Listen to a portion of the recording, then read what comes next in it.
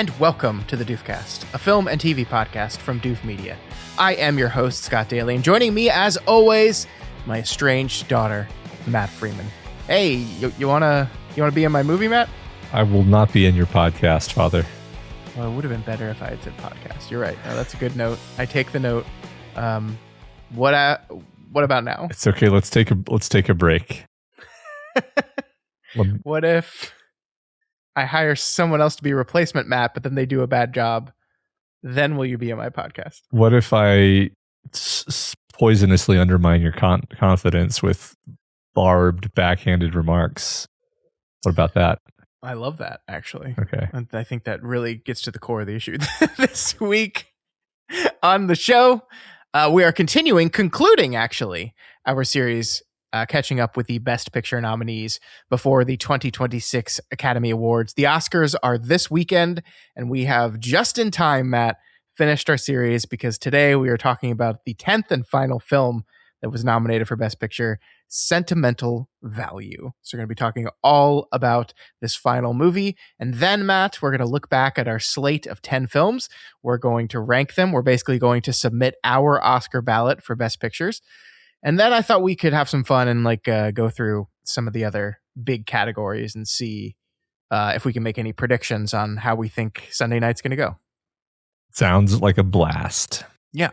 We're also doing a special thing right now. If you're a patron, Matt, tell them how they can participate in the Doof Oscars. Yeah, if you head on over to doofmovies.com, our one-stop shop for voting for things, you will see a new tab, if you're a patron, at the top of the page, the Best Picture 2026 tab. And if you click on that, you'll have the ability to rank the 10 movies that are up for Best Picture this year. And then you can submit your ballot. And then just below that, you'll actually see basically the current slate of all the Doof voters, the prestigious, sought-after Doof Award in real time. So yeah, it's already started. It's already open. It'll be there when you check. So go look into it. Yeah, just like the Oscars, we are doing ranked choice voting. That is how the Oscars does Best Picture as well. But better than the Oscars, will we show the rankings? I think we will ultimately. The Oscars never shows what the rankings are. We just announce the winner. We're sure showing something. Okay. The algorithm is doing some. It's got it. Yeah, it's math. It's math. It's math. Yeah. All right. Before we talk about the Academy Awards themselves, Matt, let's get through our final film. Let's talk about Sentimental Value. Matt, what is this movie all about? Well, it's an intimate exploration of family, memories, and the reconciliatory power of art. That it is. This movie was written by Eskil Vogt. Vought, maybe? Vought. I think you're right. I think it's Vought. I'm just used to being an A in there. And Joachim Trier. Was directed by Joachim Trier. It stars Renata Reinsve, Stellan Skarsgård, and Inga Ibsdottir Lilius. I probably pronounced some of those wrong, but those are our three main players. Matt, our last movie, our final movie of this series, what did you think of Sentimental Value? Because this is a fun episode, this is a wacky episode. We're changing things up with the voting and everything. Mm-hmm. I want to just ask you. There's no wrong answer. What did you think that I thought of this movie? What do you think I thought of this movie? I don't think you cared for it, would be my estimation. I thought you'd think it's okay, but too long, a little bit too slow, and not great. And I can see why you say that, because that's what my model of myself would say. But I ended up loving this movie. Oh, wow. Okay. That's great. I was pretty sure that you would think that I hated it because it is 2 hours and it is man, it's probably slower than Train Dreams if we're talking about plot. Mm-hmm. But I don't know. This is why I'm glad we do this project, honestly, this sort of thing is what I mean, where it's mm-hmm. And this movie sounded terrible to me. I made fun of it last week. I said it sounded boring. And then I just had a great time with it. I mean, part of that is that I would pay to watch Lars von Trier, do laundry for 2 hours. But no, this is Joachim Trier, not Lars von Trier. Just to sorry, I meant a different Trier. I literally just no. I was not. That's not even the name I was reaching for. Oh, you were going for Stellan Skarsgård. I was going for Stellan Skarsgård. Yeah, it's because Trier was in the air. Sorry about that. I was going for Stellan Skarsgård. I would pay to watch Stellan Skarsgård fold laundry. But like everybody in the movie is great, and it handles this like delicate evolution of the subject matter in such a wonderful way that just really worked on me, actually, and culminating in like the final moment of the movie where it kind of we'll talk about it more linearly than this, I suspect, but like the final moment of the movie really like successfully tricked me in a way that was really powerful. And I like was kind of stunned by. So pleasantly surprised. This makes me so happy. I'm so excited. I really thought this was going to be one of those you did not care for it and I liked it, and then we're just going to have to find a way to talk about it for 45 minutes.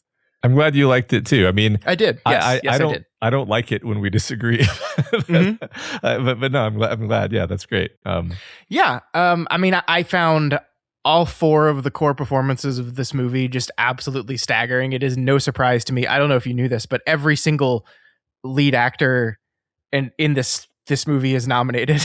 Skarsgård is nominated. The two sisters are nominated. Even Elle Fanning is nominated in a supporting actress role, and well deserved, right? I thought they were all absolutely incredible, and this is the type of movie that is kind of hinging itself on their performances, and they are all remarkable.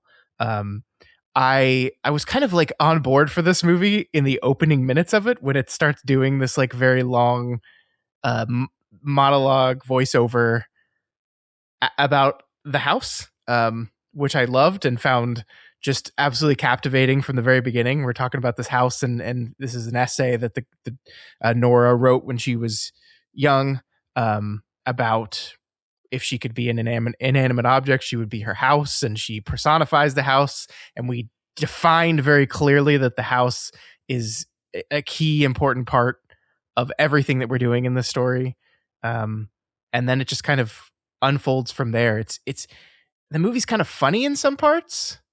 Surprisingly, I was expecting like a very like European art film experience, which is not that it's not that, but it's also like funny as well. I really enjoyed it. Yeah, I'm trying to, I think the funniest part was probably toward the beginning when she is supposed to go out on stage and then she is having this complete freak out, which, well, honestly, that was actually hard for me to watch because it's very cringe, but sure. I didn't hate it. It didn't ruin anything for me. Yeah, it was funny. I mean, it was very human, right? Like I think it's one of those movies where I really appreciate it because it's like, oh, okay, this writer, these actors, they are trying to capture this slice of humanity in just high accuracy and high detail and and capture a tremendous subtlety. Yeah. That you just find very rarely, actually. And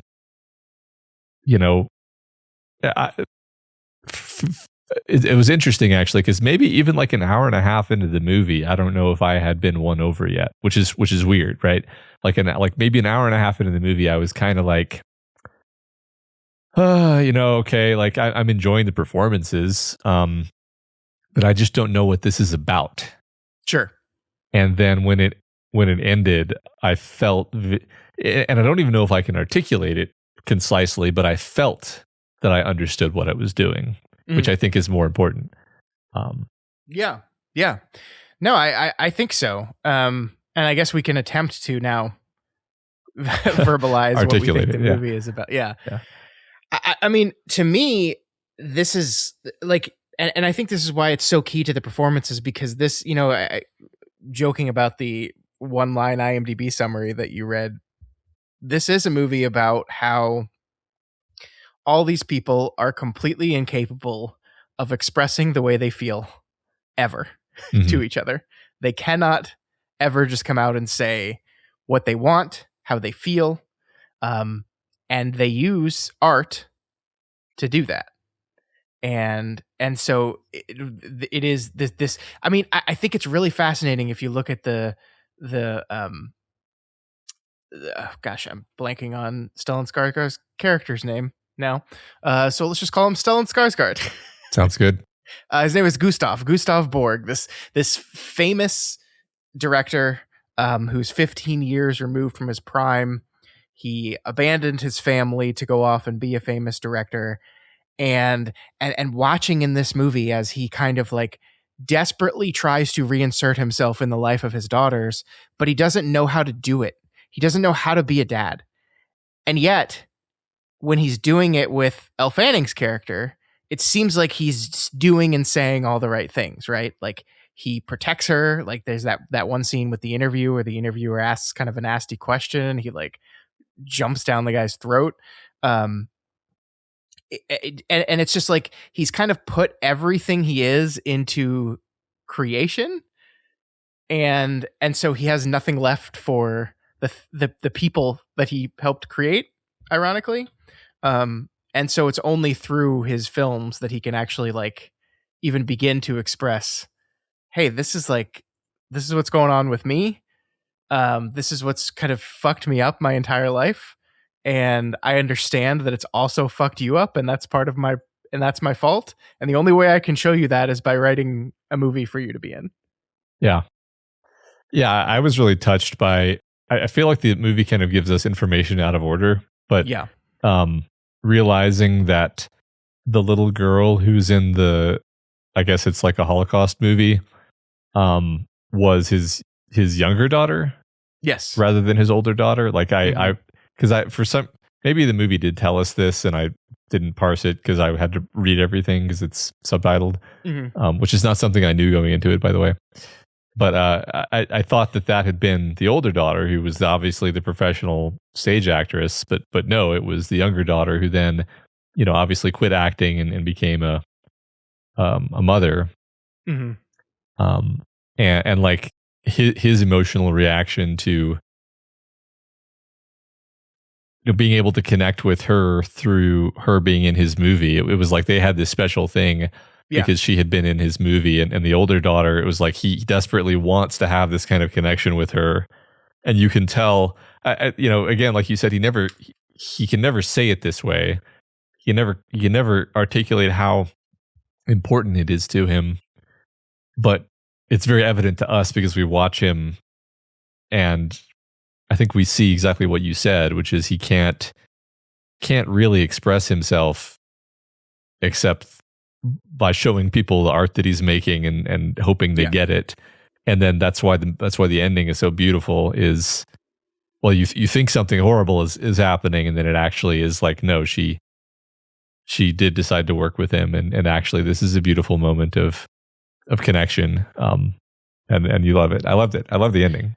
Yeah, I love the ending too, and it's really interesting because he's writing this story, and the story he's setting it in a house he grew up in. It is about a woman who we actually don't get to like learn much of what the movie is about. Really, only the ending of the movie. It's about a woman and a mother who says goodbye to her son and then kills herself, which is exactly what happened to him.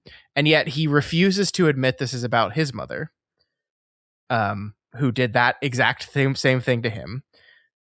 But, and I think the reason why he refuses to admit that is everything we're talking about here, but also because, no, he sees this actually as a story more about his daughter, which I really, the part where she reads the script and finds out that he has essentially written a scene that is remarkably close to her suicide attempt that we learn. Only we're not even sure how how he possibly could have even known about that. And indeed, maybe it is that he didn't know about it. Maybe the point is here that from his mother to him to his daughter, they have passed this shared experience on, this shared struggle with everything. And the realization that is going on through all their minds right now is that we are the same. I mean, there's that wonderful, that beautiful shot, where it does like the pan over his face and the three faces are morphing into each other. Yeah. There's just like the language of the film is telling us these people are all the same. They're connected. They're together. And yet they're separated by their pain and their trauma, and they can't get over it until this movie that he makes that ties what happened to his mother to what happened to him to what happened to his daughter, and it ties this all together in one kind of shared moment of grief and pain and togetherness. Yeah, it's he's trying to reach out to her in the only way that he can. Yeah. And I think it's like because of the way both of them are, he can't talk to her because of how he is, but he also can't talk to her because of who she is. Yeah. They're too similar. I mean, if anything, like he gets along more with his younger daughter because they're less similar to each other. Yeah. Whereas she is so much like him. They're both these artists. They're both very demanding of themselves. Although I think pointedly, they're not like sort of like asshole, auteur types. They're just very serious about their work. They Sure. both are. Yeah. And she gets so pissed off when he at all, denigrates the idea of being a stage actor, and it just infuriates her. And like we see how clear it is that it hurts her that he doesn't come to see her plays. And he and like I think his attitude is like, look, I can't pretend to like plays. I don't like plays. I don't like live performances. It drives me crazy. Yeah, but also, come on. Like, I think if your child was in a play and you thought plays were the most boring thing in the world, you would still go watch your kids play. Yeah, I certainly would, but I'm not this character. and that's the thing, is they're very similar. Like they're so. And it's their similarity that kind of pushes them apart. Sure. But he desperately wants to be able to connect with her and help her. Yeah. And so that's why he's trying to reach out to her like this. And and she's got this exact same problem, right? Like she can't ever tell him that it would really mean a lot to me if you come to my show. Yeah. Instead, she's just going to go in a room and cry about it when he doesn't, and then he'll say to his other daughter, "Oh, she didn't want me there anyway." And it's like, no, of course she did. But these two people can't communicate with each other, and it is only at the end of the movie through the shared experience of making this film that they have that moment where they both look at each other with this look of understanding, where at last we understand each other. And yeah, that's incredibly touching, I think. Yeah. Just great characters, I mean, I think this is going to be one of those ones where we probably don't talk for a ton of time because there's not a lot of narrative. And that's the thing that we find the easiest to talk about. But Sure. but the characters are just so, again, like human and subtle and multidimensional, where you could just pick any one of them and there's a little journey for not just the oldest daughter and the father, but also the younger daughter has it's less dramatic. It's less of a like point A to point B journey, but she does have her own journey where she learns more about her father. She learned. I think part of it that I thought was interesting is we have this whole interlude where she goes to, I guess it's a library or an archive of some kind, and she finds these records of the torture of her grandmother, his mother. And I don't remember that this ever really directly connects back up to the plot. Like it's not like it's a plot beat in the traditional sense of like, oh, she learned some information and now she has to act on that information. It's more like she seeks this out because she realizes through through understanding her father and what's motivating him, that his mother's suicide is this seminal, terrible event in his life that he has, in a sense, been trying to metabolize his whole life. And so she seeks this out, and then she learns this, and then this kind of changes how she sees things and feels about things. And I think perhaps opens her up to being willing to read the play. Yeah, Is maybe what it does functionally, although even that is sort of an interpretation. But it's just interesting because like it's not an A to B to C storytelling type movie. It's more like, well, like where is this character at, and what do they do, and why do they do it, and then they just kind of are moving forward, and it makes it feel very plotless, but then somehow it still ends with a really nice, satisfying ending, which is really the part that surprised and delighted me the most. Mm-hmm. Yeah, I mean, I guess I would say, I think, you said her relationship with her father is a little bit better because they're less similar. And I think that's true. But I think also part of the reason for that is the younger child bite her tongue. Like, that's how she deals with it. She doesn't ever really want to get in a fight with her dad. And I think his behavior and what he did when he left them hurts Agnes just as much as it hurt Nora. I think she also feels ultimately like kind of like deeply uncomfortable by the fact that he put her in his movie when he was a kid. We can see that in the way that she reacts to him also trying to do this with Eric, her son, a little bit later. And so I think she is definitely very much she's going to bite her tongue. She's not going to get a fight with dad. She's always like, she's kind of the desperate one to like keep everything together and hold everything together. Because I think she sees herself, and they both see her as like the well-adjusted normal one. Whereas Nora's a wreck, dad's a wreck, but I am the one who made it through all this okay. And she feels the pressure of that. I have to be the one who's okay, and therefore I can't get mad at dad. I can't fight with dad. I have to be the one.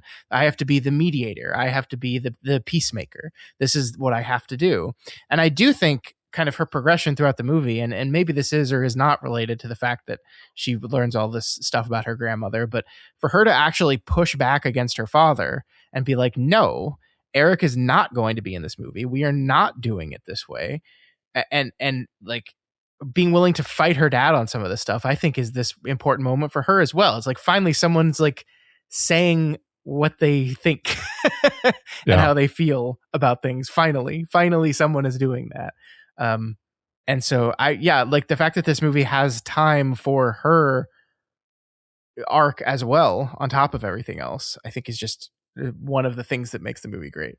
Yeah, it's actually critical, I think. I mean, she is a critical character. Yeah. I think it would be a mistake to round it off to just the older daughter and father having a tense relationship that is then resolved. The younger sister, yes, being a mediator, but like mediator is such a simplification, right? I mean, she's a three-dimensional person, and one of the roles she has adopted is to be the mediator, but she also has these passions and resentments, like you said, but she hides them. I love how she sort of leads him on with the idea that she's going to let her son be in the movie. And then when it kind of finally comes to it, and he's like, you're going to have to take him out of school. And she's like, I'm just not comfortable with this. We're not going to do it. And he's like laughing like, oh, come on. It'll be great. And she's like, increasingly mad. And I think he's used to being able to just kind of roll over her because again, she's the conciliator. She won't stand up to him. And then, when she does, he just leaves, but he leaves the script there. And then she reads the script, and it's like, this is the only way he really has of reaching out is with the script. It's really sad. I feel bad for all these people. And that's what makes the end work so well, is that like, okay, they at least get to be like somewhat better. Yeah. Like, I mean, watching like his character outside of the family dynamic, he's also this old man who is past the prime of his career. He's so desperate to make this movie as a way of reconciling with his children that he's working with Netflix of all places. Yeah. And constantly butting heads with Netflix. The part where he goes to his longtime cinematographer Peter to recruit him for the movie, and then just sees how old and frail he's gotten, and like it freaks him out so much that he just bails on that idea. Yeah. That was incredible. I mean, Stellan Skarsgård, man, is like, he's so good. This might be like one of his best characters ever. It's so good. Yeah. As much as I already thought of him as a great actor, I think my estimation of him went up from this movie because again, there's these stories he's telling you with silence, with a reaction. Yeah.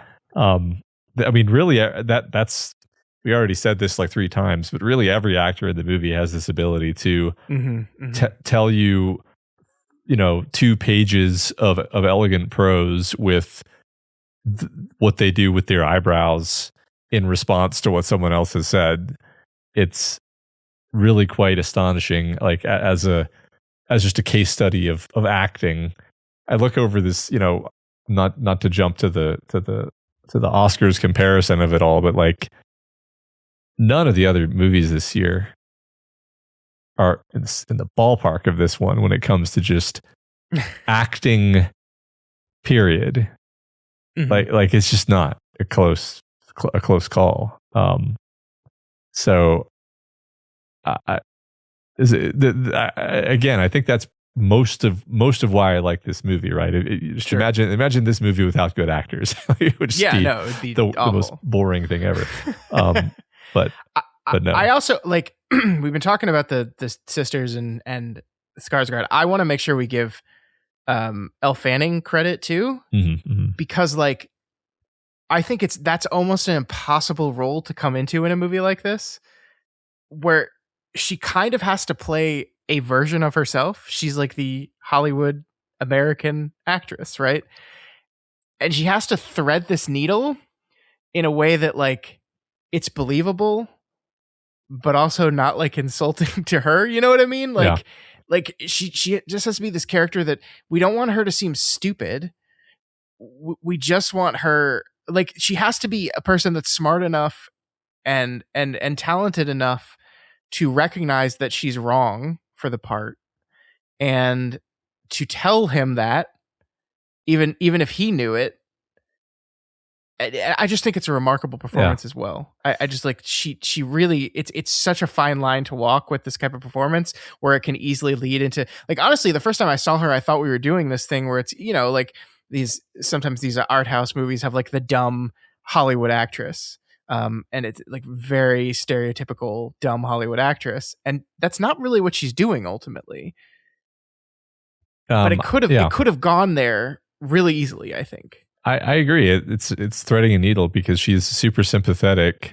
Yeah. You actually feel for her in her gradually growing realization that like this isn't working.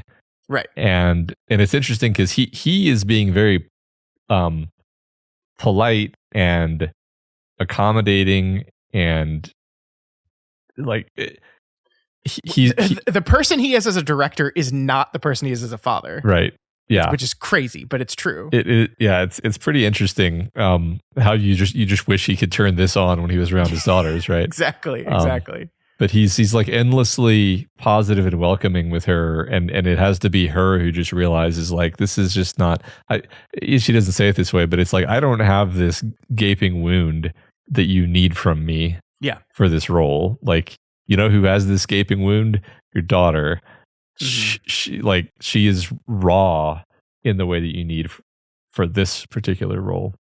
And you feel so bad for her too, because she saw this as her ticket to be taken more seriously, right? Like she like is enamored by this film that this man created years ago, and like and is therefore enamored by him. And then like this idea that this guy sees something in her and wants to make this movie with her is like this vindication in her head. And then slowly over the course of the process, as we go on and on and on, she realizes, no, I'm wrong for this. This is not going to be my ticket to being taken seriously. This is not going to be what I want. He doesn't even really want me in this part. He wants me to approximate someone else who won't do it. And that's so sad for her, but it's also like you respect her for her ability to not, like what he says at the end is like most actors would just do it even if it was wrong for them. And that's his final compliment to her of you were willing to recognize that it wasn't working and to walk away. Yeah. Yeah. Because I think phenomenal. Because I think he wouldn't have. I think he would have just let it happen because he kind of needed. This is his therapy. He needed this to happen, even if it wasn't with the right actress.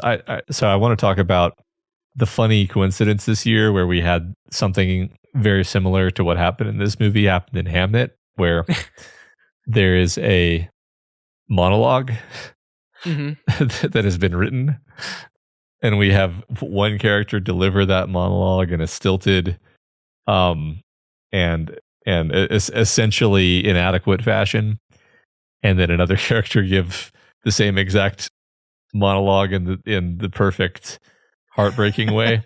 Yep. In Hamnet, it was the to be or not to be speech, and in this movie, it's the monologue that she gives where, the Elle Fanning doesn't really understand it. She does when she starts out giving it. It's in just entirely the wrong register, and then of course, when his daughter reads it later, it's just like she is. It's coming directly from her heart, as if she is just saying it, right? Because he wrote it for her, and it's great. Yeah, it is great. It's very powerful. I loved that scene.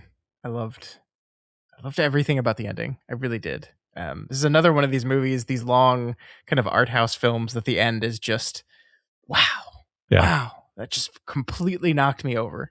What a great movie. So, okay, well, let me, at the risk of sounding a little bit dumb here, sure. Like the movie did just trick me. Like, and I don't, I feel stupid for having been tricked. Like, I feel like maybe I wasn't supposed to be tricked by this, but like as the ending is happening, she's walking around the house. There's a little boy, and I'm thinking, oh, there's the boy. She must be like watching her sister's kid for the day, and then the boy leaves. And then she goes into the room and is like, oh, is she going to kill herself just like in his play as like a way of like sticking it to him or something? Or maybe even worse, she never even read the play and doesn't know that this was in the play. Or maybe it's just that she knows this is how her grandmother killed herself and she's going to kill herself this way. And then the boy comes back to the door and stops her. And I'm like, wow, it's happening just like with the grandmother. This is... what a cosmic coincidence. How strange. And then she goes through the door again, and then it's a movie. And you're like, oh. And I'm like, okay, wait a second, Matt. You were probably supposed to realize that earlier. Yeah. But I took it as like the movie's doing a thing, Like, it's not that I didn't see the connections. It's that I thought it was like she was making those connections happen intentionally and not, no, this is a movie. So. Yeah. So, okay. A couple things. I don't think you're stupid. We did see the house being sold destroyed and redecorated. That's like, which, by the way, we said this before we started recording, but let me just say it here again. Like, watching this wonderful old house with so much life and character in it be transformed into this modern minimalist aesthetic that we seem to do everywhere now broke my fucking heart because I just hate that's how we interior decorate and design now. I hate it. I think it's cold and lifeless and never looks like someone actually lives in those houses. I just hate that. I hate that aesthetic so much.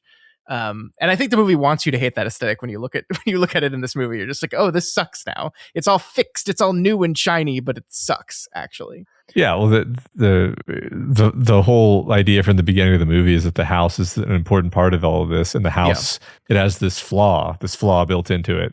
But the flaw sort of is what these people are, Yeah, it has a sentimental value. It has sentimental value. So then we cut from that to that same house again. Yeah, we're in the and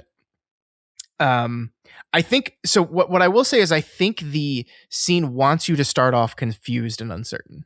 But then if you go back and watch it, you will see slowly over time it reveals the blue screen in the background through the windows. So like there will be open windows and you'll see blue screen behind it. Okay. So it like kind of slowly over the course of the scene reveals itself to be a set.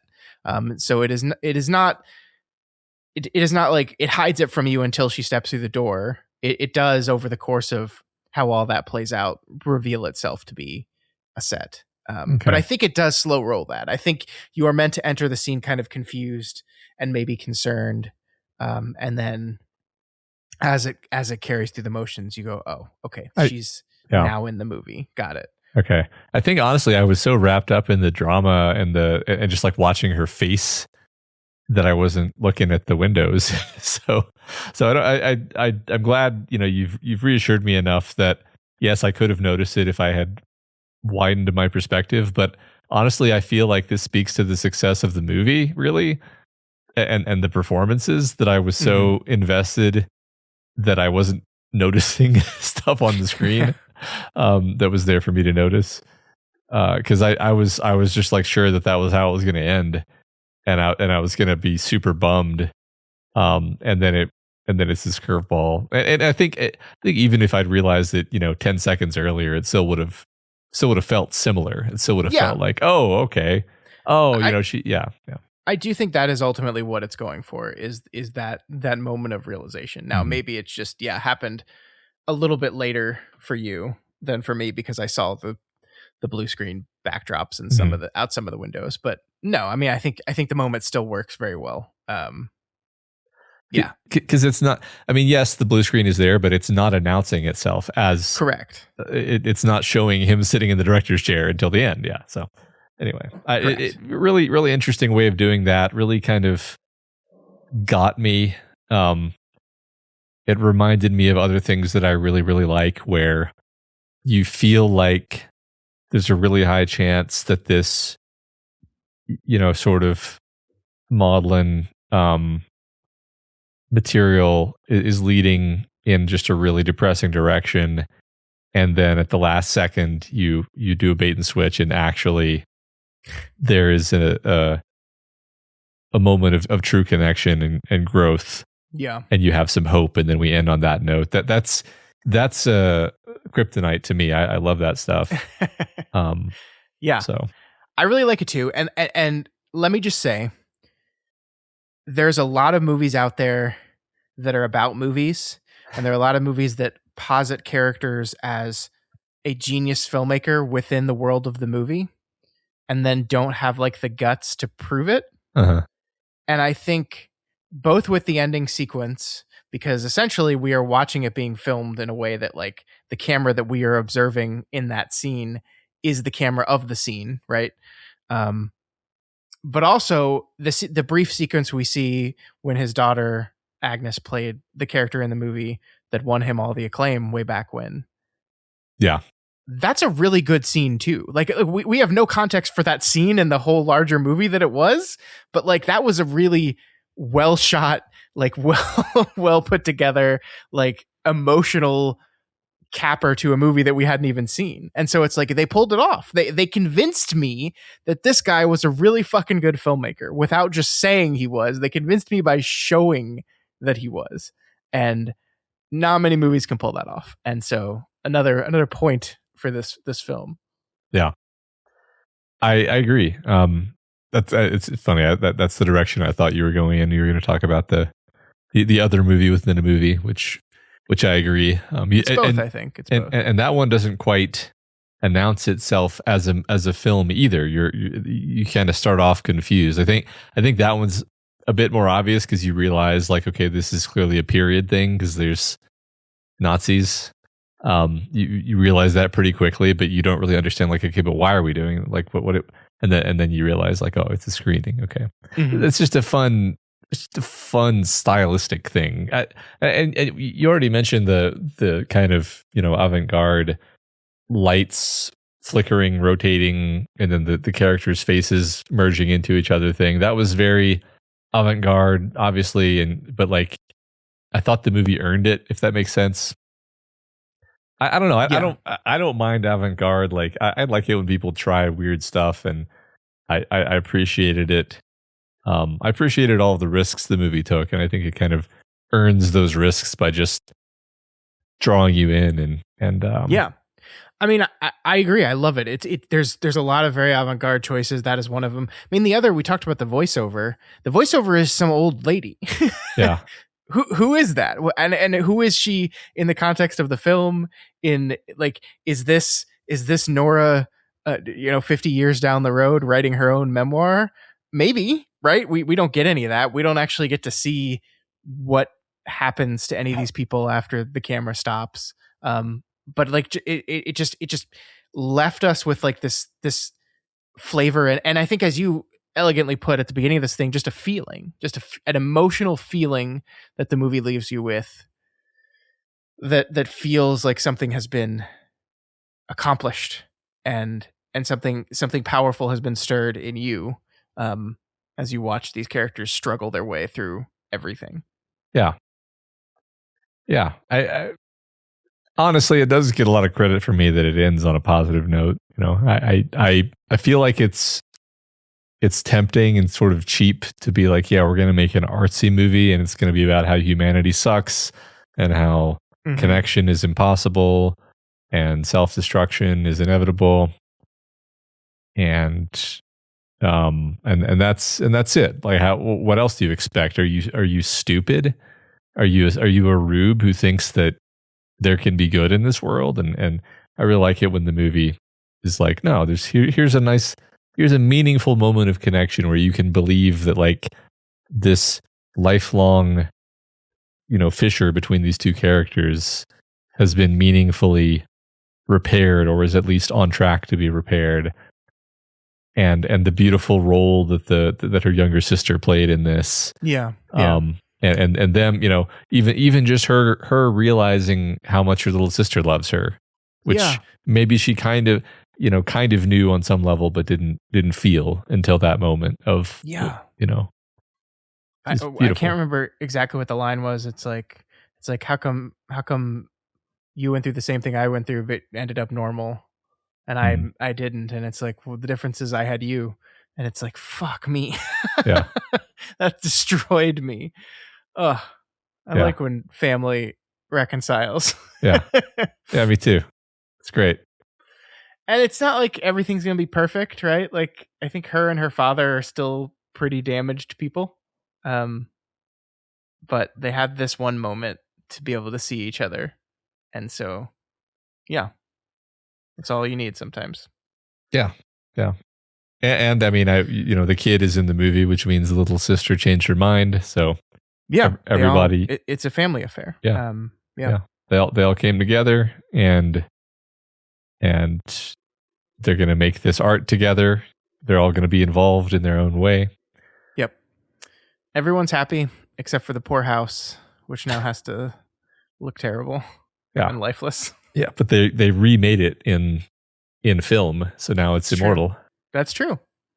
It only had sentimental value anyway. It only had sentimental value. I like how foreign films are like half in English. Yeah. I'm like, oh yeah, this makes sense. And the cool thing about a movie like that, when you're so absorbed in it, as I was in this, sometimes you don't even notice. Yeah. Except like later you're like, oh, wait a minute. I haven't been reading for a couple minutes. They've just been talking in English. Yeah. I didn't even notice that. Yeah. That's great. Well, the funniest part to me was when they're speaking. Wait, what language are they speaking? Is it Norwegian? Is it Scandinavian? They're speaking that's Scandinavian. Not a language. Scandinavia is multiple countries. I believe this is Norway. I don't know, but I'm not sure. So if it is Norway, it would be Norwegian. Yeah, it's submitted by Norway for Best International Feature, so I would assume they're speaking Norwegian. Yes, the internet says primarily in Norwegian with substantial dialogue in Swedish and some English. Oh, cool. So we probably didn't even notice when they were switching between Norwegian and Swedish. Cool. Almost certainly. Yeah. Sometimes they color the subtitles different colors when they switch languages, but I didn't I notice didn't any of notice that. them doing that here.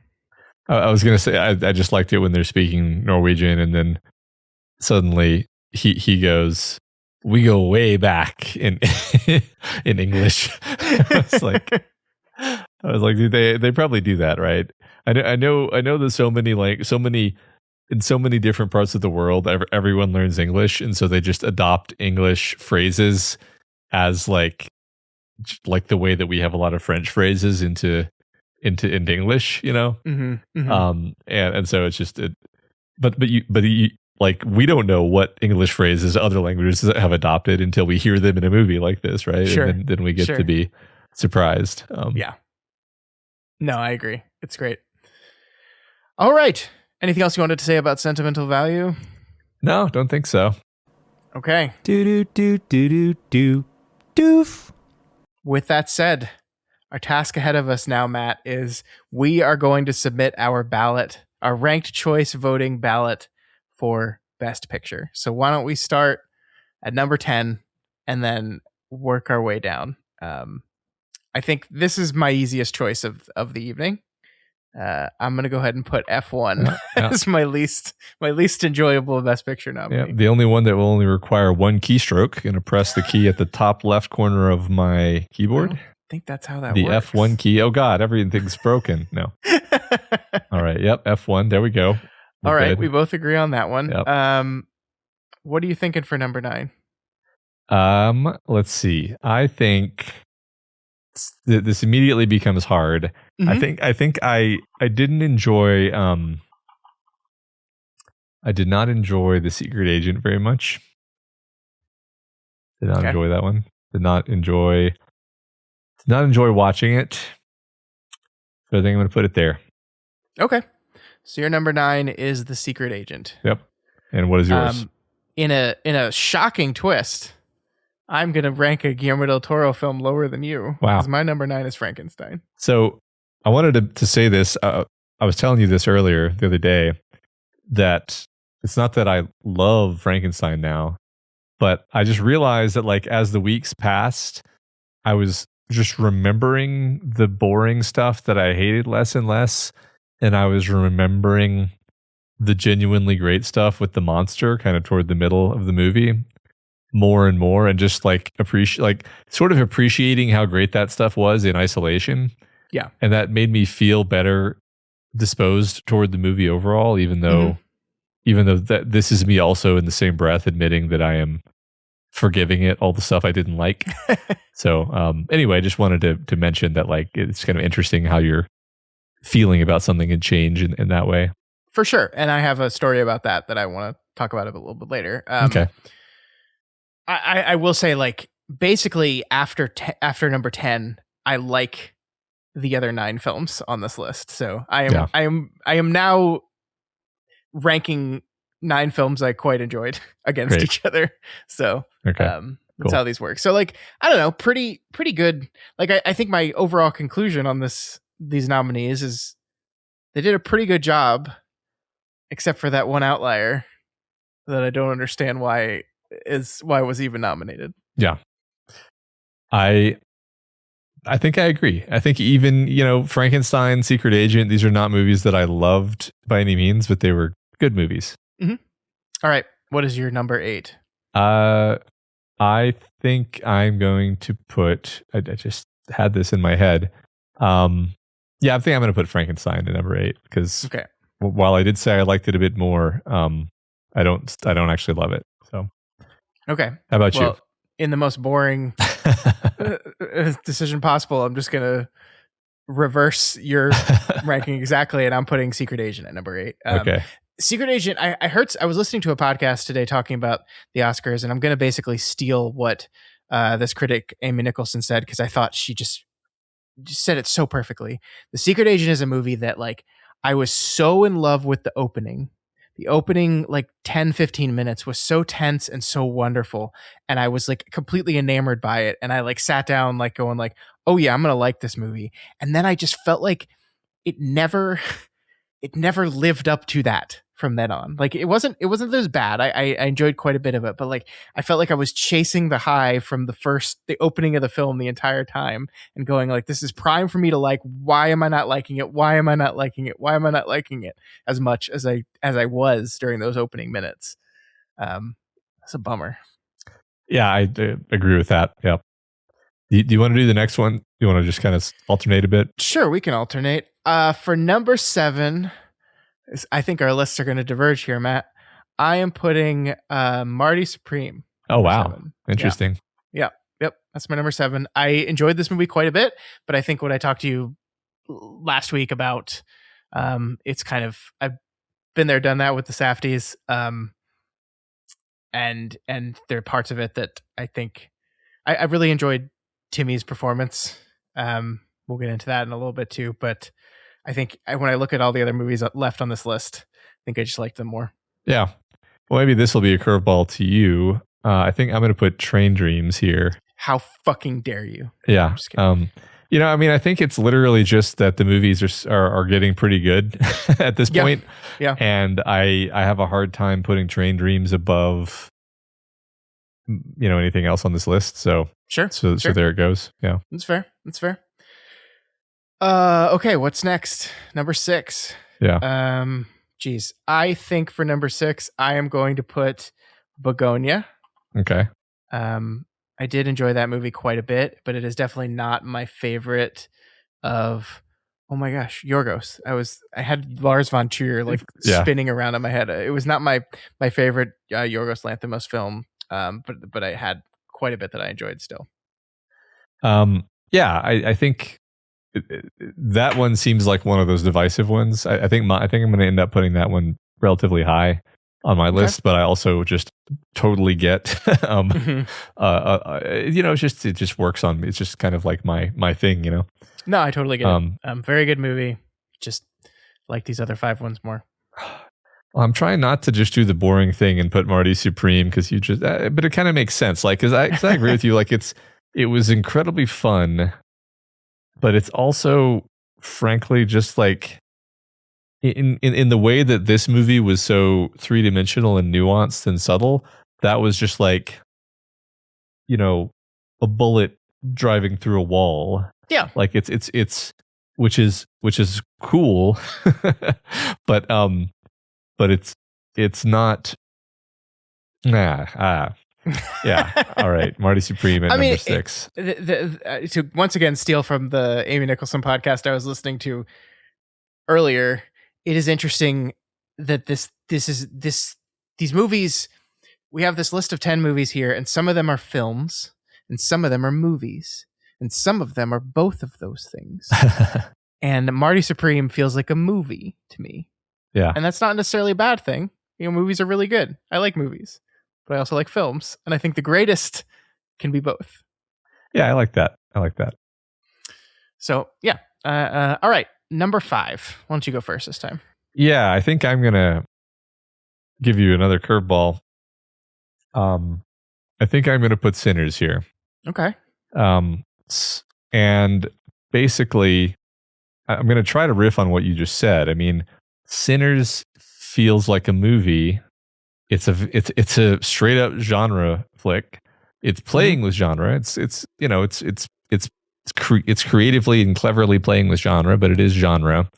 It doesn't really have the acting stratospheric level of, I think, the rest of the movies on this list, honestly, is my opinion. I know that everybody's going to disagree with me, but I mean, we're talking about the top echelon of films this year. So, I mean, having a slightly different opinion on good movies is, I think it's fine. I mean, I just guess I'm feeling a little bit defensive because I know that that Sinners is going to win tons of awards, possibly Best Picture. I mean, I don't actually think it will, but it's possible, right?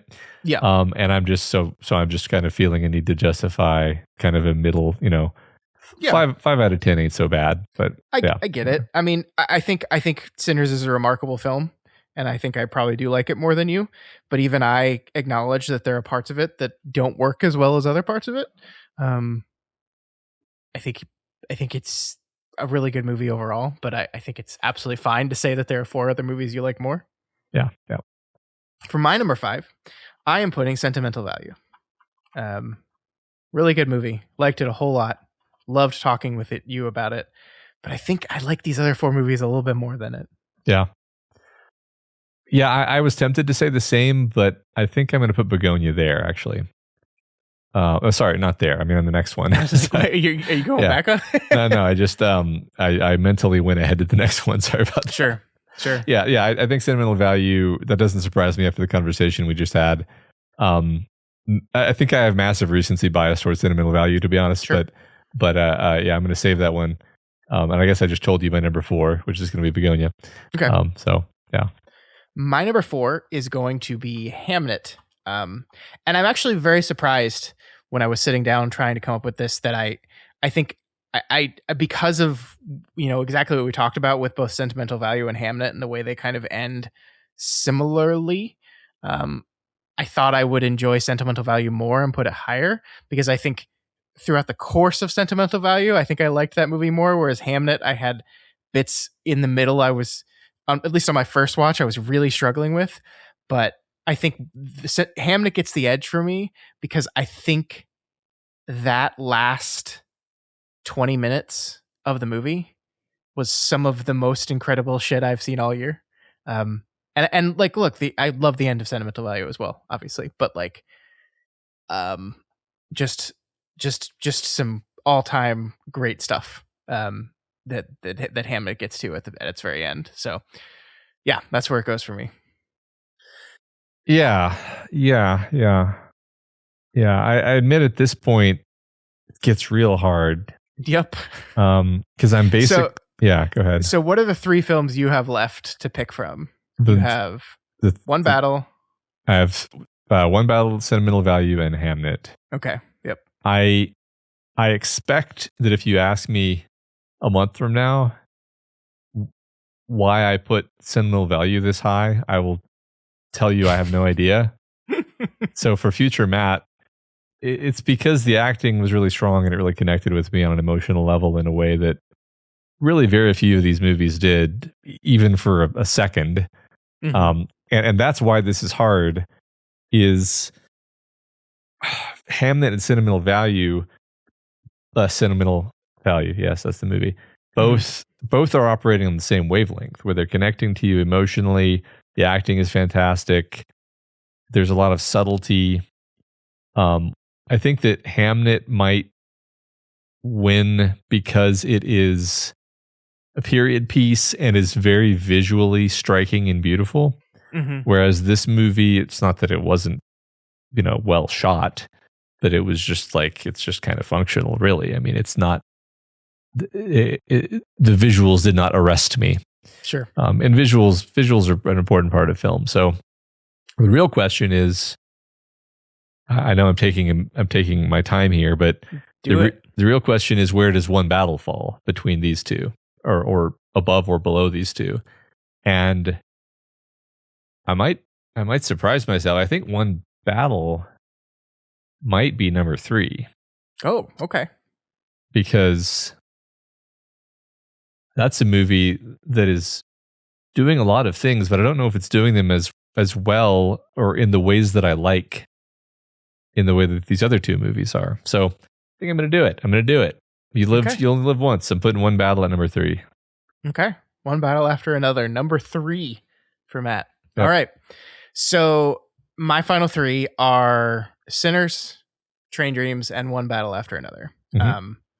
And thinking back on this year, there were 3 moments in watching movies over the course of this year where I walked out of the theater and I was like vibrating with excitement, and I was like thinking, I hope I get to talk with Matt about these movies someday. And those 3 movies were Sinners, One Battle After Another, and The Life of Chuck, which obviously is not on this list for reasons that I'll never fully understand, but here we are. So the fact that 2 of those are in my top 3 does not surprise me whatsoever. I'm very happy that the Academy has also honored those movies. I think I'm going to ultimately put Sinners at number 3. because I really do love this movie, and this was the one, like, you know the feeling when you walk out of a movie and you're just still processing it and you're thinking of it and you're making connections and you're excited, and like that's how I felt walking out of Sinners. I was like walking back to my car. I have this very distinct memory walking back to my car and being like, holy shit, I think this was brilliant. Holy shit. And this, like, my brain connecting beats and plot movements and stuff that I hadn't in the moment, but I'm only doing after the fact. And I just love Ryan Coogler. I just love Michael B. Jordan. But it's not my number one. It's not my number one. So yeah, I think that's where I'm putting Sinners, number 3. Yeah. All right. Sounds good. I guess I kind of already spoiled my thinking here, but I'm going to put Sentimental Value at number 2, which is a place that I will not be able to defend later. But that's okay. That's fine. I will tell you, like, I'm happy. I think it's a great movie. I'm a bit surprised to see Hamnet in your top spot. I am too. Not because I disagree with it. Just for you, I'm surprised. I am too. But here's okay. I guess I might as well just write it down since there's no need to. Yeah. So Hamnet is number 1. So and I'll just give my little statement here. Like, I think many of these movies could jockey up and down by a rank or 2 easily. And I wouldn't mind. I think ultimately the top spots are just defined by, does this movie still feel alive in my head? And does it still speak to me emotionally after time has passed? Sure. Sentimental Value, admittedly, that's like a completely nonsense thing to say because we just watched it this week. But Hamnet is one where I feel like I'm going to be thinking about it forever, which is really kind of what I want from a Best Picture. You know, Best Picture to me is like the movies that win Best Picture are supposed to be the ones where it's like, these are the movies that everyone should see. Everyone needs to see this. And it's like, I don't know if this movie, does everyone need to see Hamlet? I don't know. I don't know if there were any movies this year that everyone needs to see, to be honest.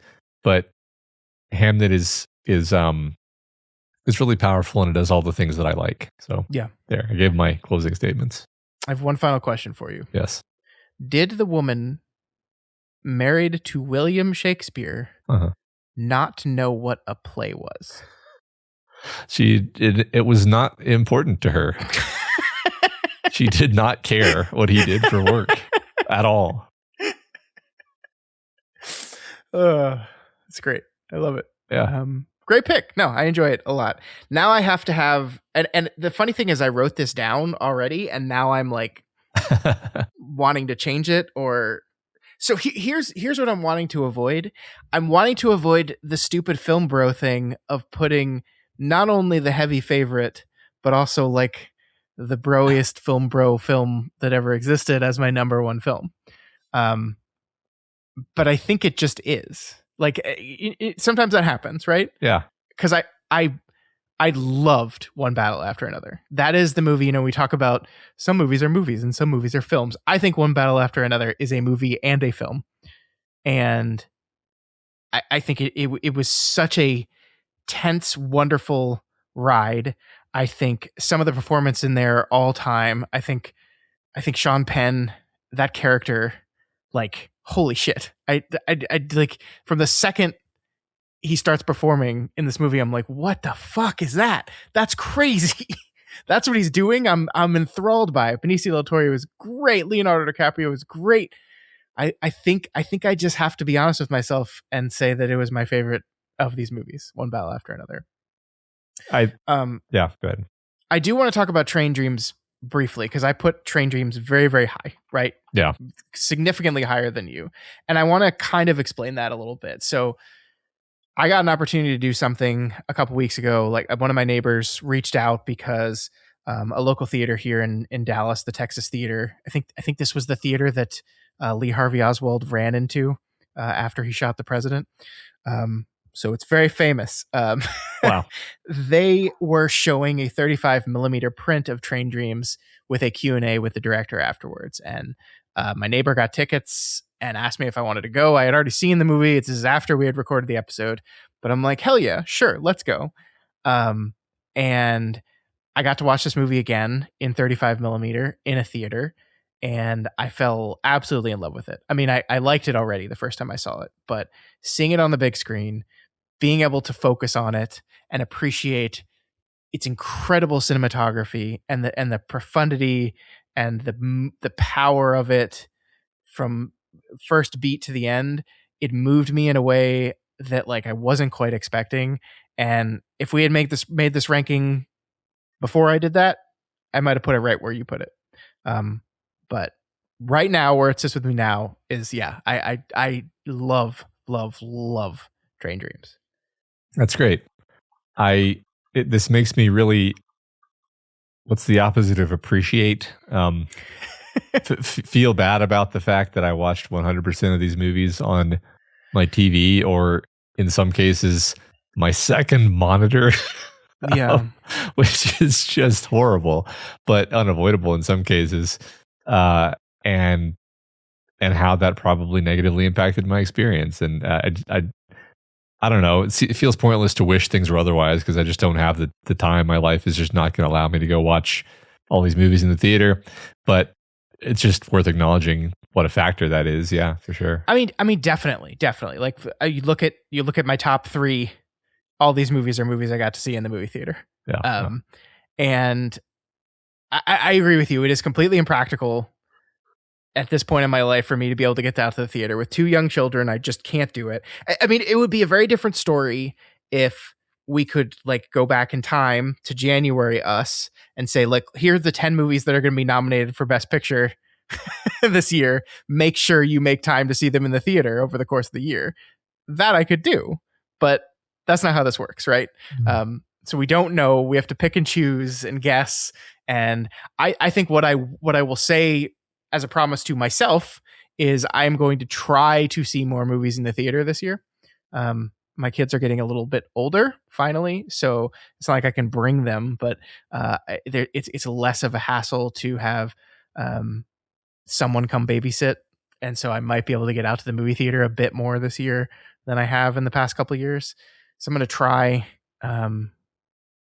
But man, I mean, people on here don't need to hear me talk about how great movie theaters are and the theatrical experiences, because they know, but it really, it really is, folks. Movie theaters, they're great.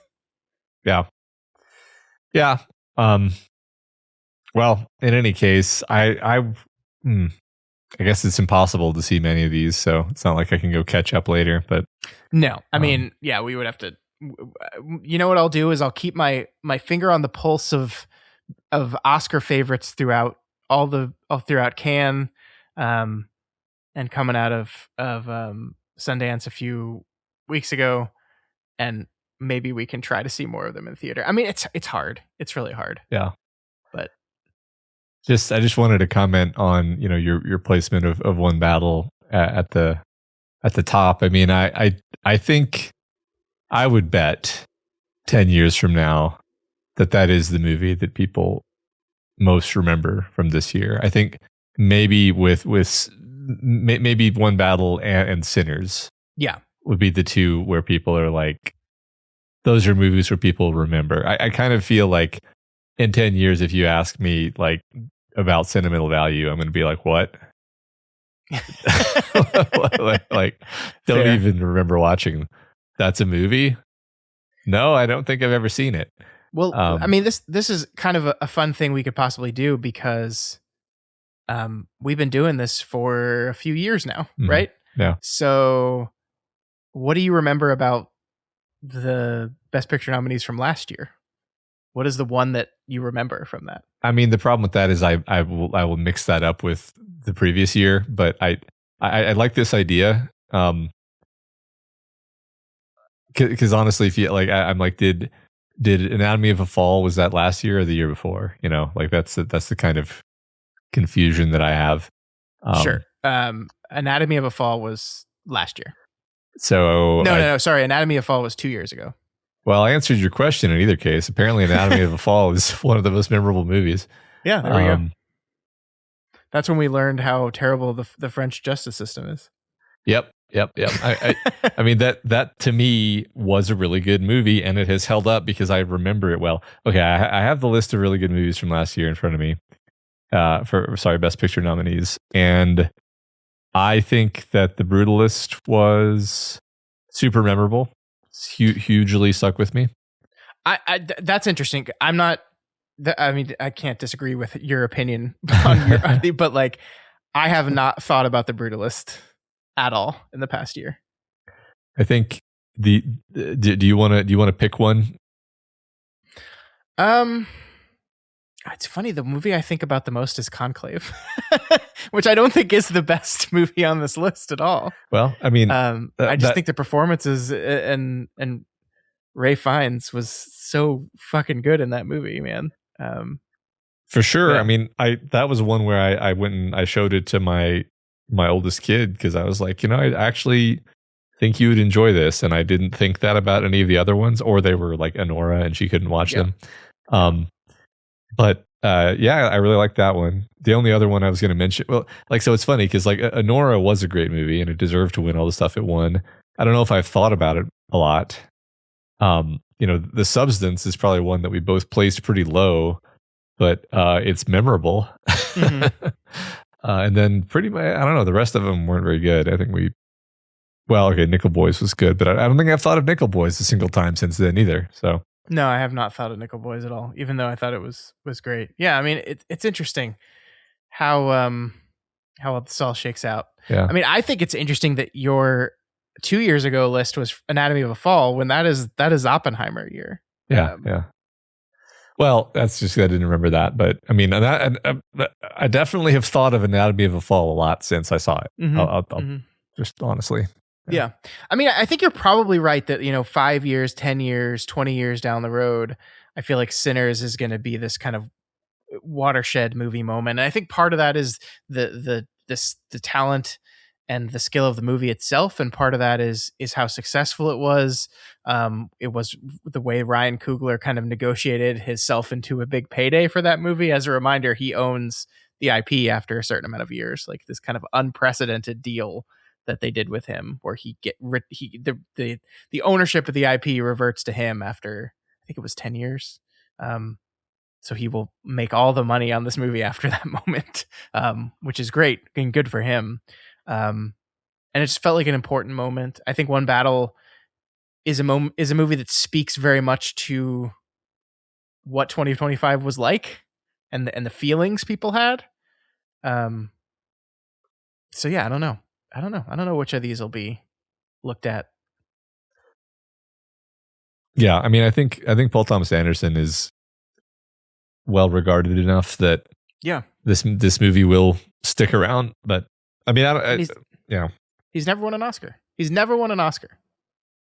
That is crazy. I agree. It's 3 days away from that changing, though, I think. Hope so. So, all right. Do you want to move into? So that's our lists. We will add ours to everyone's at doofmovies.com, and we will crown a winner, our winner, for the best picture of 2025. But now let's talk about how the Oscars are going to do it. So, after all that is said, Matt, who do you think is actually going to win on Sunday? I mean, I think One Battle After Another is going to win. Yeah. Yeah. I think so too. So just to put this in context for you, One Battle After Another has won every single like best picture adjacent award in all previous award shows. Like, for it to not win best picture at the Oscars would be like a historic upset. It is dominating in those other award shows in a way that movies kind of never have. Not saying that can't happen, right? Sinners could very easily just go in there and take it. And I would be fine with that. But I think it's pretty much a lock for One Battle After Another for Best Picture. Yeah. I can argue with you. It seems to be the consensus. Mm-hmm. All right. So Best Director. Our nominees are Paul Thomas Anderson, One Battle After Another, Ryan Coogler for Sinners, Josh Safdie for Marty Supreme, Joachim Trier for Sentimental Value, and Chloe Zhao for Hamnet. So what do you think is going to win, and which would you pick for Best Director? This might match your list, but maybe not. Yeah, I could imagine there being an upset. Like I could imagine Chloe Zhao or Ryan Coogler winning this one just as easily as PTA. I think if we're just judging on director, full stop. I could go with either of those. I lean toward Sinners. I lean toward Ryan Coogler because as a sort of feat of avant-garde directorial flourish, I think that movie actually kind of is more attention grabbing than really even than One Battle, because I can't remember the directing of One Battle, if that makes sense. But I can remember specific like shots and creative choices made in Sinners. Yeah. So I like that reasoning. I like it. My prediction is that One Battle takes it still. But I think if anyone's gonna be an upset on this one, I think it is Ryan Coogler in Sinners. So I think that sounds reasonable to me. Yeah. All right. Lead actor. Ooh. This is probably the most up in the air race of them all. So we have Timothée Chalamet for Marty Supreme. We have Leonardo DiCaprio for One Battle, Ethan Hawke for Blue Moon, Michael B. Jordan for Sinners, and Wagner Moura for The Secret Agent. It's going to have to vote with my heart and pick Timothée Chalamet. Timothée Chalamet. All right. He was the heavy favorite for a long, long time. And it seems like things are moving towards Michael B. Jordan. If I were voting, I would pick my boy Michael B. I really don't know who's going to win this one. We could have a surprise, and Leo could jump up, even though he's not. He's been making a movie, so he hasn't really been campaigning. But I don't know. I think it's probably going to be Michael B. Jordan, but I wouldn't be surprised by Timmy, or even Leo, or even Wagner Moura. If the power of Brazil might sneak in here and have a huge upset. Yeah, I can see that happening. Mm-hmm. And I can't comment on Ethan Hawke. I've heard very good things about Blue Moon. I need to see that movie. I just haven't seen it. Yeah. All right, lead actress. We have Jessie Buckley for Hamnet. We have Rose Byrne for If I Had Legs, I'd Kick You. We have Kate Hudson for Song Sung Blue. We have Renata Reinsve for Sentimental Value, and Emma Stone in Begonia. Man, they love nominating for Emma Stone for everything. I mean, she's good in the movie, but yeah. What do you think? Oh my God. This is the hardest one. Gosh. I really liked this movie we just watched. I really, and a lot of the reason why I liked it was her performance, but the Hamnet performance blew us away, both of us, I think. So yeah, I think I'm going to lean toward that one and say the Hamnet. I agree with you about Sentimental Value. I think Jessie Buckley's Hamnet performance is the more Oscar-winning actorly performances. It's bigger, It's bigger, yeah. I think Jessie Buckley is going to win it. Yep. If you get the chance, I would recommend people check out If I Had Legs, I'd Kick You. This is not a fun movie to watch. It is a very difficult. It is a very difficult movie to watch. If you are a parent, it is extremely difficult to watch because it is a woman struggling with being a parent. And basically the whole movie, the way the movie is framed, Matt, is that like she's in center frame the entire time. It is kind of resting completely on her perspective. So she's just like, it's a very powerful performance. She's not going to win, but I'm happy to see her nominated. So it's at least being recognized. That was a tough movie to watch, man. Sounds great. All right, supporting actor. We have Benicio del Toro for One Battle. We have Jacob Elordi for Frankenstein. Delroy Lindo in Sinners. Sean Penn in One Battle After Another. And Stellan Skarsgård, Sentimental Value. Which do you want to win? And which do you think is going to win? Oh, God. So first of all, I just want to say Jacob Elordi in Frankenstein is by far my favorite part of that movie. But he's not as good as Stellan Skarsgård in this movie we just saw. So I'm going to have to give it to Stellan in terms of who I want to win. who's going to win. I mean, possibly Sean Penn, just because I feel like he's a favorite of Hollywood. Yeah. But it could very well be. I don't know. I felt like Skarsgård's performance was just unmatched. I don't. Again, maybe recency bias, but like, did you see it? Did you see it? It's incredible. I think Sean Penn is the favorite. I think the one thing that could stop Sean Penn from winning is this will be his third Oscar, and normally like that is a thing that people are aware of when they're voting for these things. Like, do we really want to give Sean Penn a third award? I think he's going to win, though. I mean, I think it's just that character, Matt. Like that is almost the type of character that like a supporting actor award is made for, because it's just like such a presence in the movie whenever it's on the screen. But I the same thing about Benicio del Toro and Stellan Skarsgård. Yeah, I think this is tough. There's also some people like Delroy Lindo. Sinners won the SAG Ensemble Award, and he kind of capped off the speech at the end of that. And this, I mean, he's very good in Sinners. I enjoyed him, but this would be like a honoring this guy's career type of award. So that could happen. Yeah, that could happen. I don't know. All right, supporting actress, Matt. Elle Fanning, Sentimental Value. Inga Ibsdottir Lilius, Sentimental Value. Amy Madigan from Weapons.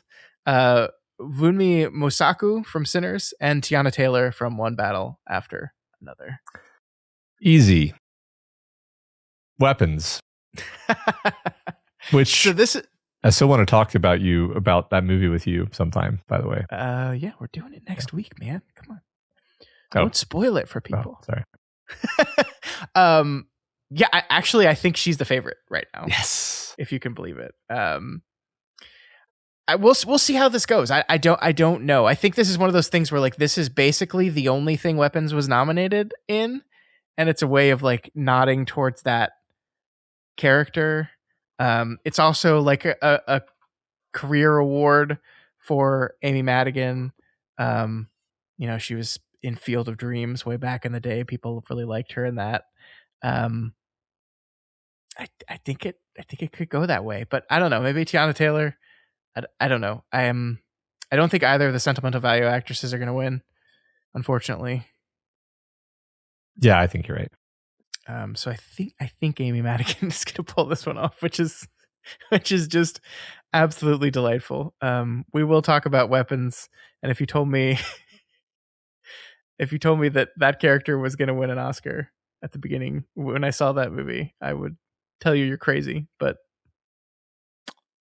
I think it's gonna happen. Sometimes there's such a strong, crazy villainous performance that it just transcends the movie that it's in, and it becomes iconic. So, it's great. All right, let's talk about writing a little bit. Screenplay. We got adapted screenplay: Begonia, Frankenstein, Hamnet, One Battle After Another, or Train Dreams. Which of these do you think is the best written movie?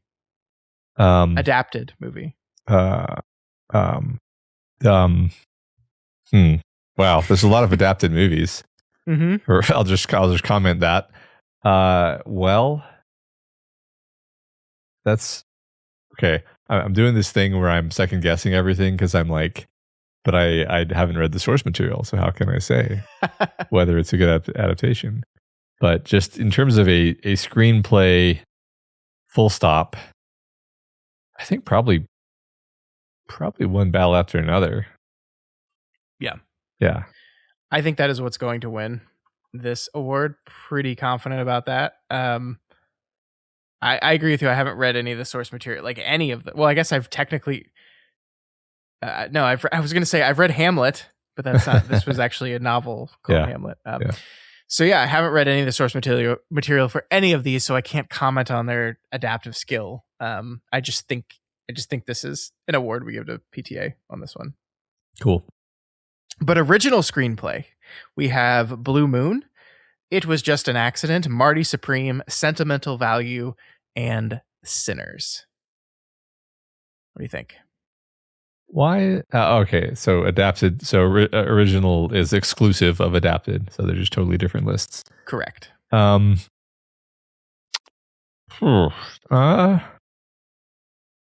Well, I haven't seen half of these. Mm-hmm.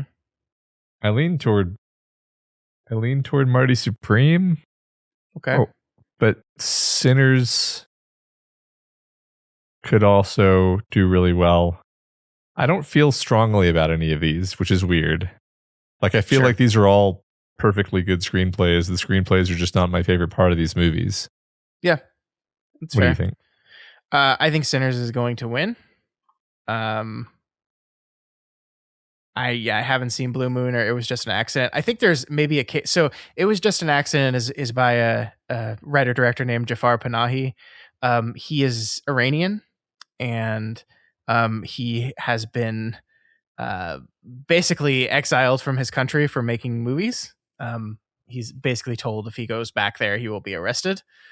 So not to kind of gamify what is happening in Iran right now, but like there might be, because of the news and because of, I mean, not just in the last few days, but at the beginning of the year as well, when they had those mass protests and the Iranian government was murdering people, right? Mm-hmm.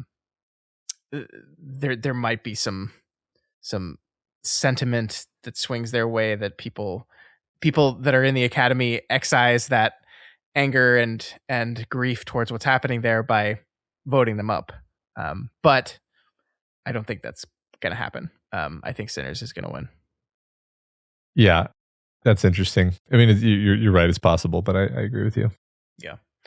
All right. The last one we're going to cover, and then we'll call it a day, is cinematography. The nominees here are Frankenstein, Marty Supreme, One Battle After Another, Sinners, and Train Dreams. What do you think, Matt? What's going to win? I mean, I think it just seems obvious to say Train Dreams, but I'm going to say Train Dreams. Yeah. I don't think that's going to happen, but I wish it would, because I do agree with you. Train Dreams is a beautiful film. Basically filmed, the entire movie is filmed during golden hour, which is like when the sun is setting. So like they literally, like, I actually heard this in the Q&A that they like started their day in the early afternoon, got everything set up, then filmed for a few hours, and then the sunset, and then they did all the exteriors at night, and then they went to bed and they did it all again the next morning. It's also, there's no lighting in this movie. It is all natural light. So, like when you think cinematography, I think one of the things to help people that maybe don't understand, like lighting is a huge part of cinematography, right? It's a camera. It is works off of light. And so a film that does everything in natural lighting and looks as beautiful as Train Dreams looks, I think absolutely deserves to win. I don't think it's going to, though. I think this is one that is going to be between our two top contenders of One Battle After Another and Sinners. And I'm actually going to give it to Sinners. I think that's going to ultimately win cinematography. I think that's a gorgeous movie as well. I think, just the look of it, the feel of it. But I don't know. We'll see. Yeah, I think these are all really visually beautiful. All five of these are visually. Yeah. I mean, I had plenty of gripes about Frankenstein, but I don't think the visuals were one of my gripes. I thought, and even Marty Supreme, which it's sort of doing its own grungy thing, but it was very like just visually compelling. So yeah. Yeah. For the record, I think Frankenstein is going to clean up below the line. I think it's going to win production design. I think it's going to win costuming. I think it's going to win makeup. Maybe not makeup, but I think it's going to do awesome in those more technical awards, and well deserved, right? I think all that stuff's phenomenal.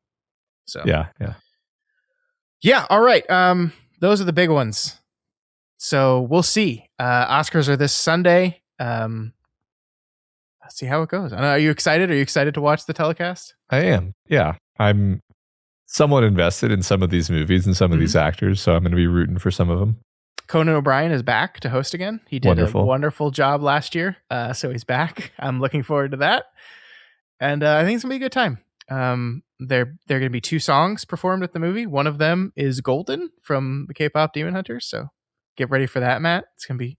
I would suspect they do that one very early in the show because kids will still be awake. It's a good idea. It's a good idea. That's also definitely going to win Best Animated Feature, by the way. We didn't do that, but K-pop Demon Hunters is about to win an Oscar, which is pretty cool. My kids will love to hear that.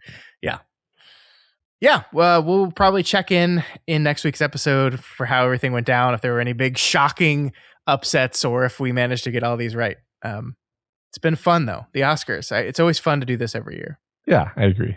All right, we want to wrap everything up with our discussion questions real quick. Yeah. So last week we asked, who's your favorite asshole main character? Don Zest said, you know who was a great a-hole? Ignatius J. Riley from A Confederacy of Dunces. He's the perfect oblivious jerk of a character, convinced that the world owes him everything, even though he contributes nothing. He is someone that everyone would hate in real life, but you can't help but root for in fiction.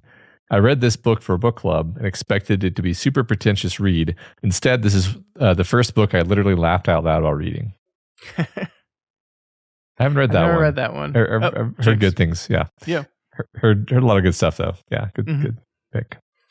Aqualungfish says, I think one of my favorite asshole characters is Michael Bluth from Arrested Development. Full disclosure, I never watched the last season, but I can't imagine he would change much with that. Michael is initially portrayed as the one guy in the family full of crazy assholes, but as the show goes on, it becomes more and more clear that he is just as bad, but in a quieter way. He's just not a good guy.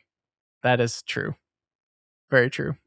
I haven't seen that show, but I've seen enough YouTube shorts, so I might as well have, right? Oh my gosh. Yeah. That's crazy. That is crazy. I know. It's weird. It's weird being me sometimes, Scott. I know. You're like an enigma. Yeah. It's these blank gaps in my memory. I'm easily impressed says the person that comes to mind is House from House. Such a fun watch. Yep. That's I agree. It's a good one. That's what you were watching instead of Arrested Development. I think so. Yeah. Honestly. Yeah. I never religiously watched House. I've watched a fair amount of episodes, but I was not like a appointment viewing for me. I mean, I feel like I've watched most of that show, but I probably haven't watched as much as I think I have. That's often what happens with serialized, pseudo-serialized, pseudo-episodic TV shows. Anyway. All right. Next we have Vainta, who says, my favorite asshole main character is the underground man from Notes from the Underground. His bitter scribblings are half enlightened, half confused. They lay the groundwork for existentialism, which turns him into an existential hero of sorts. The underground man wants us to defy reason. I don't even know what is this? I don't know. This sounds really man. Isn't that a Oh, that's Dostoevsky. Yeah. I've never read this. Yeah, we should put some Dostoevsky on the book club. We should put some Russian literature on book club. We really should. We need to be more cultured as people. I think a good answer for me to bring up in context of a high culture is Tyrion Lannister. He's a great asshole. I mean, he's not the main character, but he's certainly one of the main characters. Yeah. I agree with that. That's a good choice. All right, so I forgot to write down a question for next week. So why don't we keep it Oscars focused? Yeah. Let's just have people say what was their favorite. I mean, people are going to be submitting their ballots via doofmovies.com, but why don't you write a little bit about your number one? What was your favorite Best Picture nominee? And why? Why? Yeah. There you go. All right. That is all we had for you folks this week. Make sure you send those questions in. If you want to do so, you can do it via email at doofmedia@gmail.com, over on Twitter @doofmedia, Instagram @doofmedia, and reddit.com/r/doofmedia. Send those questions in, or just whatever. If you want to talk about the Oscars, if you want to talk about Matt not watching Arrested Development, you can do it there. Yeah. If you're not already subscribed to this podcast, we encourage you to do so and ensure you never miss an episode. You can find us on iTunes, YouTube, Google Play, and pretty much anywhere else podcasts can be found. And if you want to support us, please consider becoming a patron. Head on over to patreon.com/doofmedia. We are desperately trying to get to the 1,000 patrons mark. We are currently right now at 968. So we are a mere 32 patrons away from our goal. We are asking people to donate if they can, but if you can sign up as a free patron as well there, and you want to, because we're doing a lot of stuff over there now, Matt. We have our podcast 2 that just released its season finale of season 2, and you're doing your Choose Your Own Adventure story over there, which has begun, right? I think we mentioned this on the show last week, but it has started. It has begun. The first chapter is out. In fact, not only is the first chapter out, but people have already voted. I think I know this is at the end of the episode and everybody's already stopped listening, but the way we're going to do this is I'm going to try my best to post these on Mondays and give people 48 hours to vote. And then I will have 5 days to write until the next Monday comes around, and then I'll post again. And this way, people have a reasonable window of time in which to vote, and I have a reasonable amount of time in which to write. And then we still keep on a weekly cadence. That's the goal. And I think it's achievable. So if you miss the voting window on this one, then just check it on Monday or Tuesday next week, and the new episode should be up, the new chapter rather, and then you can vote and you can help guide the course of the story. And by the way, you can read the story without being a patron, but if you want to vote, you have to be a patron. That's how that works. Yeah, if you want to choose the adventure, you got to support us. Exactly.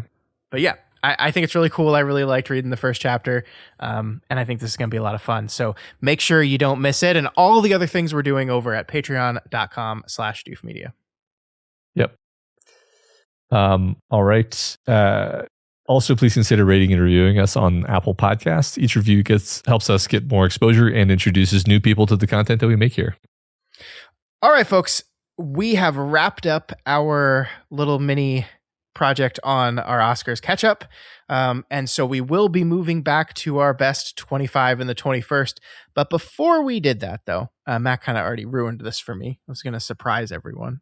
But sorry. Before we do that, the Oscars contain some of the best films of the previous year, but not all of them.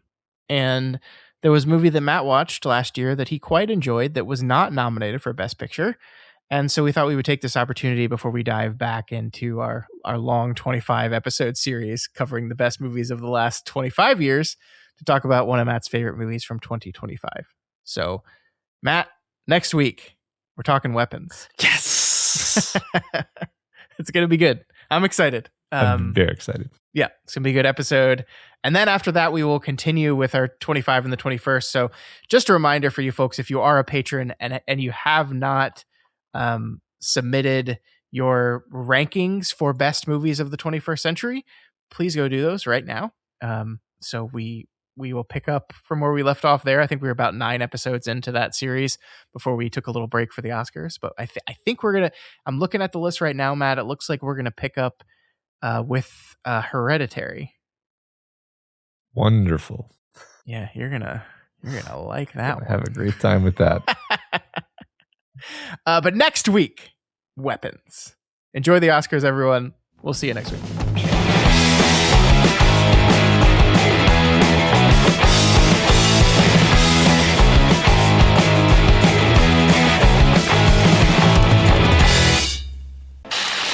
My name is Doof, and you'll do what I say. My name is Doof, and you'll do what I say.